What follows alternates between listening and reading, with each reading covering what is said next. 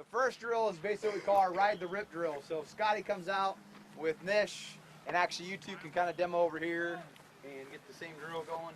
So basically in that drill, we're going to try to mimic again what happens or we want to get to in a rip drill. So with a rip, what we'd like to get to is a sunk in position, basically with our arm getting to near the armpit area. If we get to that position and we feel like we have our legs underneath us and we're moving fast, by the time we get to this in real life, then we have a great chance to make the rip work.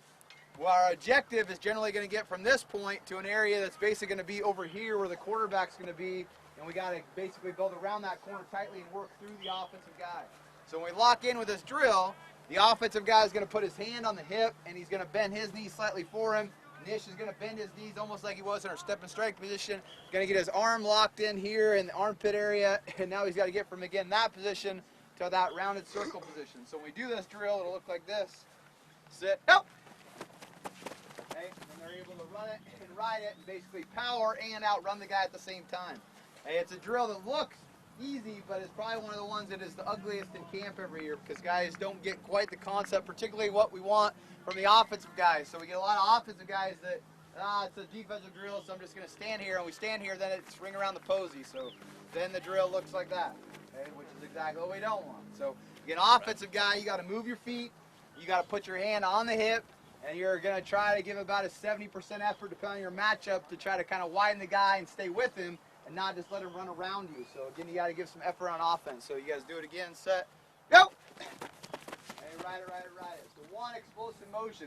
Much of the power is coming from your legs. So most guys, when they rip, they think, oh, it's all arm and all back, but it's really mostly, hopefully, leg explosion as you bend down and are able to rip up and through that thing. So that's our rip.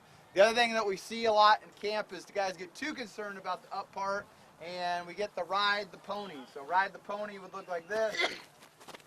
And we're so concerned about getting the thing raised up that we aren't running. Okay? Or any kind of pass rush move has to be fast and explosive, so your feet have to be moving fast. So anything where I'm over-exaggerating a thing and trying to get this, okay, is not what we want. We want one hard, explosive thing, maybe one reset and re-explosion of it, but continuing to move as fast as we can. We're riding that corner as fast as we possibly can. The other thing we tell guys a lot on your rip is where this hand goes is where I'm going to go generally. So if that hand's toward the ground, my momentum's going toward the ground, I'll probably end up just going that way. If I get this thing going up, then I should get him raised up as I go, and I'll even bend it toward the way I want to go, so I naturally get my momentum basically trying to round that corner and around. So point the hand basically where you want to go. So that's our ride the rip drill. Depending on how fast you get through, our guys may be able to teach you a counter move, a swim out of it, and possibly a spin. Probably won't get to that today with our time, but there is several counter moves out of that. So that's what we call a ride the rip drill. Then we're going to do some circle stuff. If you four just head down there real quick and pick a side, pick two circles. So you guys should be able to see from here. They're doing a figure 8 drill, and so two of you guys, Spark, you guys go on this one at the same time. Without the circle, without the clubs, just go on figure 8. Are you set? Go! Hey, Sparky eats it. If they're doing a half figure 8 drill, we're just working on basically running corners, staying tight, and being able to move. We're working in basically corners and going fast. You guys go again. Next guy is set. Go!